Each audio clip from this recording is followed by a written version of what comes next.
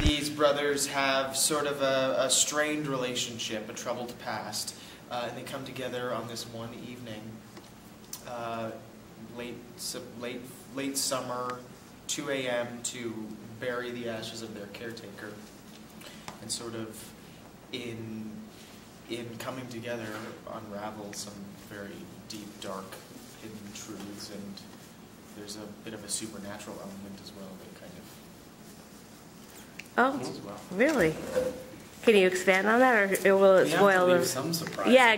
Okay. Good. So how did you get involved, Clay? How did you get involved in the show? You know, I had a conversation. Sean sent me the script about a little over a year ago, and I read it and was immediately. I think within the first 5 pages, I called my agent and was like, "Yes, yeah, I want to do this really badly," because I just fell in love with the story and the script very quickly. And then I got into the room with these fantastic people who I've now are some of my favorite collaborators. And we spent, you know, the first time we spent about 5 days working on the show just for a presentation, and just had an amazing time kind of discovering and excavating the work. And I've fallen in love with it deeper and deeper every time. This is our third, fourth kind of workshop reading of it now with actual kind of staged performance involved. And yeah, it's something, it's a really exciting new piece of theater. And yeah, it's really great. What excited you about it?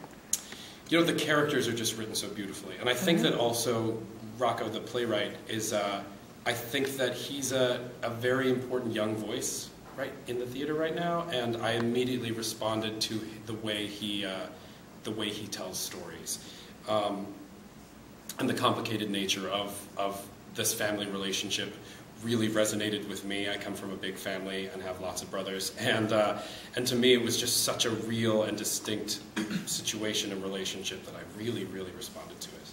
Oh, that's great. That's great. So why don't you tell me a little bit about, you know, the process of the play, and how many performances are you having? It's like.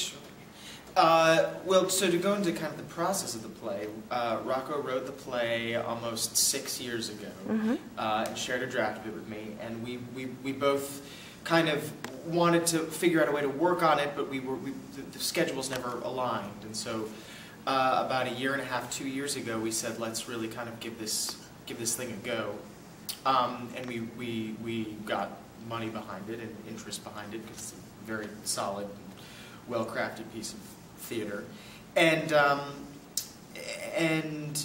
so we did these readings last year to kind of get a sense of how audiences would respond to the piece, and where there were kind of holes and where some work needed to be done, because it is a very complex, intricate piece, and so through those readings and kind of last year we discovered what worked, what didn't work about the piece, and now we're really getting the piece on its feet to present to a number of folks who've expressed interest in really giving this play a full life. That's great. Like producers. Yeah. So it's been kind of a grassroots, moving this thing up, really kind of pushing this massive beast up from the bottom up. That's great. And we have 5 performances: Thursday, March 6th at 8 p.m. to Saturday, March 8th at 8 p.m. And you can find out more about that at wildroot.org. I totally agree with what Clay said about Rocco being a really important new voice in the theater. You know, not only, I mean, he's a very good friend of mine, but he's also a great collaborator. And I think it's important now that, especially in this climate, to really continue taking risks on new voices, especially new voices in the theater. That's great. Well, Clay has done a tremendous job. I saw him in many shows recently, some workshops at the York, and then also I love Bonnie and Clyde, and I thought you were the real shining star in that show. Thank you. And I really didn't think he had a long enough life.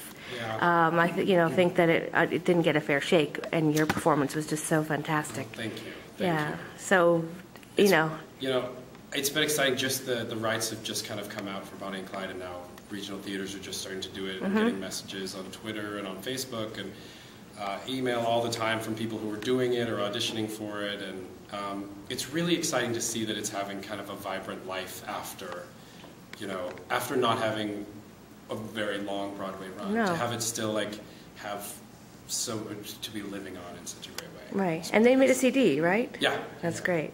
So that's fantastic.